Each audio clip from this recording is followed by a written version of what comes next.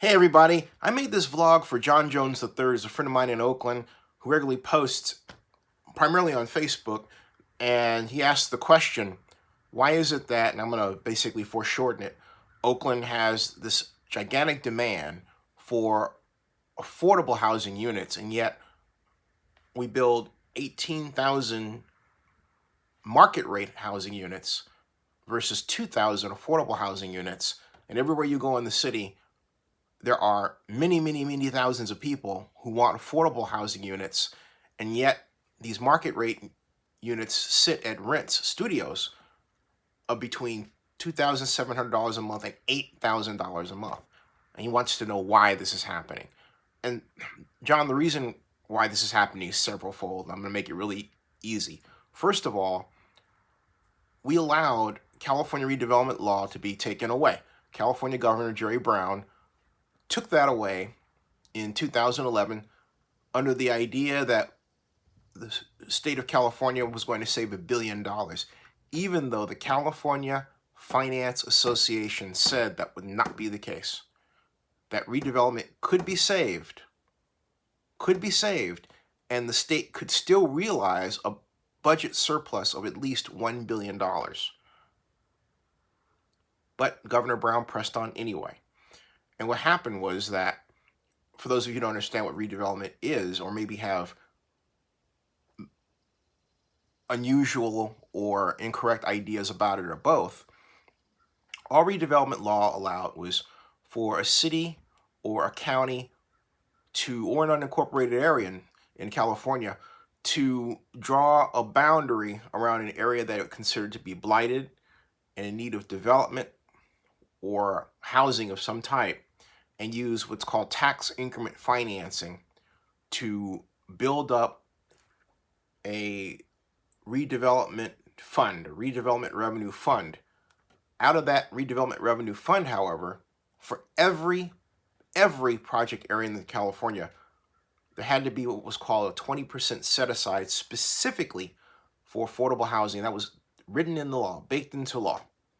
And that, for the most part, was extremely successful. Oakland, among other cities, was a proponent and an active builder of affordable housing. And up and down the state of California, companies like Bridge Housing, well known for the well-designed affordable housing units, affordable housing complexes that they built. And then it was taken away. That happened in 2011. But starting in 2013, and really in earnest in 2014, in particular the Bay Area, within the state of California, was really hit by a dramatic boom in a number of tech employees who were well-moneyed. Companies that no one had ever heard of before grew rapidly, and then in some cases went IPO, initial public offering, and they cashed out and became millionaires. Some became billionaires. And they all remained in the Bay Area and basically started to create and build the Bay Area as they wanted to in their specific areas. Collectively, that drove up the price of housing like no one has ever seen in the history of this country. If redevelopment had remained, the affordable housing budget would have been enormous. Consider why. A very simple reason. If you have these property tax revenues soaring because of all of this construction and all of this demand for housing and for offices and for structures, then it stands to reason that when people go and buy these structures around the state of California under Proposition 13, and each one of them hits their market rates, and that produces a new level of property value for that property, and then subsequent payments of property taxes. For those projects that properties will be in redeveloped project areas, that affordable housing budget would be equally enormous compared to past levels of affordable housing budgets. So we would be in a better position to provide not just affordable housing, but extremely affordable housing if redevelopment were left alone, if it remained. But it didn't. And so, absent the financial incentive, and that's what I was trying to explain to now California State Senator Scott Wiener and also California Assemblywoman Buffy Wicks, my longtime friend, among others, like even Oakland Mayor Larry Schaff, saying, hey, look, you need a financial incentive to build affordable housing. You cannot just say, I'm going to increase the density and call it a day, and I'm going to get my affordable housing like that. That's not how it works. Okay, that is not how it works. But what's happening also behind the scenes, and it has to be said that many of these elected officials are under intense monetary pressure from a combination of well-moneyed, very well-moneyed housing investors. No, I didn't say developers, I said housing investors. People also in tech who have a great deal of money, but they want these housing and office and multi-use developments created as a way to provide a new investment vehicle for themselves. And they've had a tremendous impact on Oakland and the Bay Area. Is it right? Not at all. But under redevelopment, if redevelopment law were maintained, that activity would result in even, again, more money for affordable housing. That was the beauty of California redevelopment law.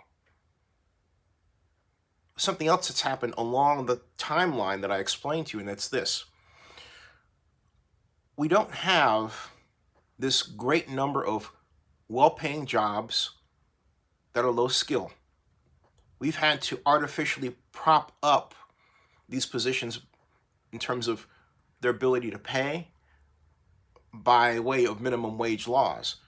But what you wind up doing is you wind up squeezing businesses, in many cases, into oblivion, because there was no subsidy component that says, hey, business, we will subsidize you to pay a living minimum wage. That was never on the table. Meanwhile, we've had automation and offshoring, which have conspired to really shrink the number of available, well-paying, low-skilled jobs. And then we have really, for all practical purposes, all but the elimination of expenditures for businesses to upgrade their infrastructure, maintain employment in heavy industry, and have incentives to maintain heavy industry, not just in the Bay Area, which would be no mean trick considering land costs and land value, right? But in the United States as a whole. So not surprisingly, they go elsewhere. So we have steel made where? In India and in Asian markets primarily, more so than the United States. And there went a number of basic industry jobs I'm talking about.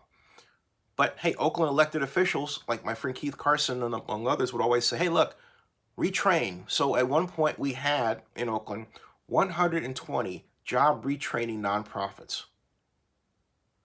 That was true in 1996. We don't have that anymore. Redevelopment financed those retraining programs. We don't have that anymore. What we have is now is Oakland leaves its job training component to a startup called Kiva and does nothing else. It is the laziest example. It is the best example of lazy economic development practice I've ever seen in my entire life. And my background is in economic development. So, not surprisingly, all of these occurrences that I've described to you have created the largest homeless population we've ever seen. And yet we have elected officials. One elected official told me, I'll have to get after Dan Cal because he did say this is on video. He said, hey, talking about the NFL, they better hurry up and figure out what they're going to do at the Coliseum because We have developers that want to buy it. I believe it was a tech investor and wanted to buy it. Again, tech investor. In other words, the image is supposed to conjure up one of vast amounts of wealth, can come in and change the world and is great, and they want to be buddy up with that person. That's all. That right there encapsulates the problem. Many people within our government have lost their way to tech, and they've forgotten their responsibility, and particularly as people who call themselves progressives and call themselves Democrats, let's be honest with each other, okay, have forgotten what that means too. Because the way I was taught, and the reason I went to school to learn urban planning and economic development, was under the idea that with economic planning, we could use government to shape market forces to make lives better. But what happens when you have elected officials that don't use government to shape market forces to make lives better? It means you don't have better lives. That's the problem we have today, John Jones. Subscribe to Zinnia62 on YouTube.